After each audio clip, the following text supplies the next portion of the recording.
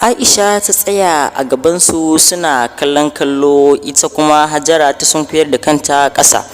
Bisa ganin yadda ran aminiyarta ya ɓaci, sun kai tsawon minti guda suna kallon juna, amma ba wanda ya buɗe baki ya iya magana. Kawai sai Aisha ta fashe da kuka, sai ta fice daga cikin supermarket ɗin, ta fita ta tafi gida abinta. Tana isa gida kawai sai ta yanke jiki ta faɗi sumammiya. Mahaifiyar Aisha hankalinta ya tashi sosai bisa ganin halin da Aisha ta shiga. Aisha ta tsinci kanta ne kawai a gadon asibiti, ana ƙara mata ruwa. A can ɓangaren ko Ahmed shi ma ya shiga damuwa bisa ganin yadda Aisha ta damu. Kawai sai dai ya tafi gida ya zauna, sai ya ce bari na kira ta dai a waya. Sai ya kira Aisha a waya, sai ya ji mamanta ta ɗaga wayar nan. Katsam tana ɗagawa sai ta ce, Ahmed kai sauri ka zo asibiti yanzu, Aisha ba ta da lafiya. Kasantuwar maman Aisha ba ta san abin da ke wakana ba. Ahmed ya ajiyar zuciya ya ce, to gani nan momi. Bayan ya yi ɗan aike-aiken shi na cikin gida, ya ɗan wanke jikin shi domin ya ce ma ba zai tsaya yin wanka ba, kasantuwar hankalin shi ya tashi. Bai yi wata ba, kawai sai ya ɗauki motarsa ƙirar formatic ya tafi asibiti. Yana zuwa ya tarar da Aisha a cikin matsanancin hali. Suka yi ido biyu da Aisha, sai ya ce me ya same ta.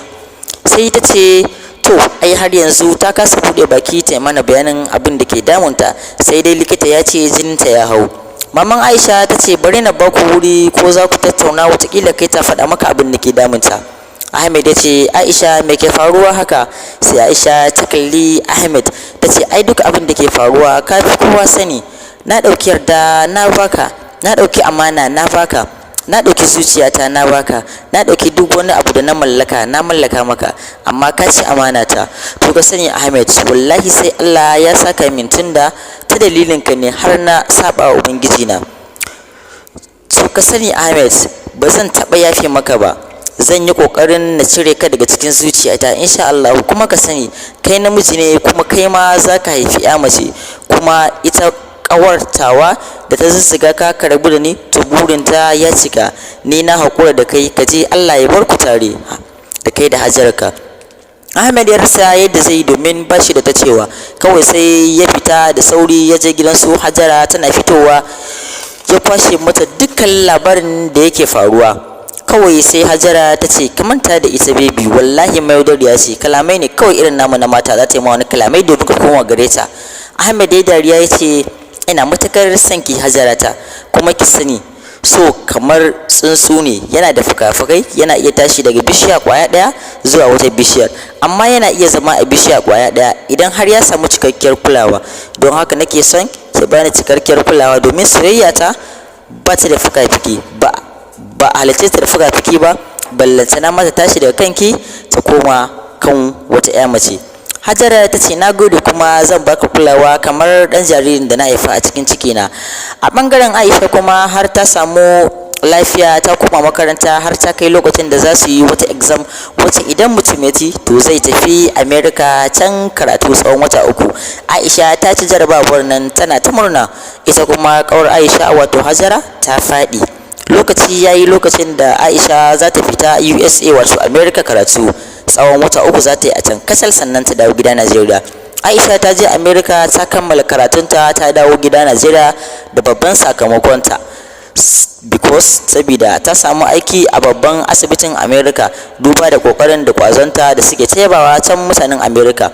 Mutane suna ta zuwa yi wa Aisha murna, sai maman Aisha ta ce ni ban ga kawarki ba ta zo yi miki murna. Tana rufe baki sai Hajara ta yi sallama. Ita kuma Aisha ta karbi Hajara hannu biyu domin ba ta son mahaifiyarta ta gane tsakaninsu da juna. Bayan Hajara ta koma gida, sai ga Ahmed ya zo gidansu Aisha a wani keke kamar tsohon manomi. Ana nan sai Aisha bayan sun gaisa da Ahmad sai ta ce au ina motar taka, sai ya ce wallahi yanzu ba ni da ko keke, wannan ma aro shi na yi wallahi. Nan Ahmed ya duka ƙasa bisa gwiwoyinsa yana bawa Aisha haƙurin abin da ya mata. Sai Aisha ta ce to shikenan Ahmed, na yafe maka duniya wa lahira. Sai Ahmed ya ce so batun soyayyar mu fa? Sai ta ce dawa ni ai kama kara, domin Hausawa sun ce tauran gini tun raza ne. Suna cikin magana ne sai ga wani jirgi mai saukar ungulu ya sauka a kofar gidansu Aisha. Wannan helicopter kenan, duk turawa ne a ciki. Sai su uku suka zo suna mai risnawa a gaban Aisha, suna mai sanar da ita cewa ranar Laraba za su zo su ɗauke ta domin za ta fara aiki a can America. Sai Aisha ta ce okay, no problem, I will expecting you. Nan fa ɗaya Ahmed hankalinsa ya tashi domin ya ga samu ya ga rashi, ga kare masa ga ta kare masa yanzu ba shi da kuɗi ko sisi, ga Hajara ita ma ta guje shi, ga Aisha ita ma ta ƙi yarda su ci gaba da soyayya. Maman Aisha ta raka Aisha filin jirgin sama. Aisha ta tafi America gurin aiki. Bayan sati ɗaya Aisha ta turo mamanta naira miliyan 50 domin a rushe wannan gidan nasu a gina wani. Kasantuwar mahaifin Aisha baya raye, ya rasu tun tana 'yar shekara 3 a duniya. Mahaifiyar Aisha tana ta farin ciki kai bisa yadda 'yarta ta sami ɗaukaka a duniya baki ɗaya, domin ta zama babbar likitan da babu kamarta a faɗin duniya baki ɗaya. Bayan 'yan watanni kaɗan sai Aisha ta zo gida Najeriya domin ziyara. Sai ga mutane suna ta zuwa maula gidan su Aisha. Haka Aisha ta tara babban taro, ta tara jama'a, ta yi musu goma ta arziki. Sannan sai ga Ahmed ya zo yana kutso kai cikin jama'a zai je gurin ta. Sai escort ɗin Aisha suka dakatar da shi. Sai Aisha ta ce ku bar shi ya ƙaraso mana. Yana zuwa gaban Aisha ya faɗi yana kuka yana cewa ta daure ta amince ta kawai tana son shi dan Allah, ta faɗi masa kawai ita wallahi in dai ta faɗa masa cewa tana son shi kawai burin shi ya cika dan Allah. Sai Aisha ta ce kar ka ƙara zuwa min da wannan bayani, idan ba haka ba to wallahi sai na sa ma'aikata na sun baka kashi. Kawai sai Ahmed ya ce to tun da ba za ki amince min da ni ba da wannan kalaman da na zo miki, to wallahi zan iya barin duniyar nan domin ba na son ma na ci gaba da rayuwa, domin ina ganin bakin ciki sosai da sosai, saboda ni farin ciki na shine kawai ki amince mun. Kawai sai ya zaro wata sharbebiyar wuka mai kaifin gaske a kugunsa ya cika a makogaransa. Nan fa jama'a kowa ya fashe da gudu, hankalin Aisha kuma ya tashi bisa ganin yadda jini yake ta malala a jikin Ahmed. Aisha ta sa aka ɗauki Ahmed aka kai shi asibiti, ta sa aka kawo musu kayayyakin treatment a asibitin. Bayan haka sai aka kira ta daga USA cewa shugaban ƙasa ba shi da lafiya kuma an kawo shi asibitin nan. Sa'in nan kuma ya ce ba wanda zai duba shi sai ita, bisa iya aikinta da ƙwazonta. Sai ta ɗebi maƙudan kuɗi kimanin miliyan 10 ta ce gashi nan a yi masa aiki, a yi Ahmed aiki, kuma duk abin da ake bukata a kira ni a waya.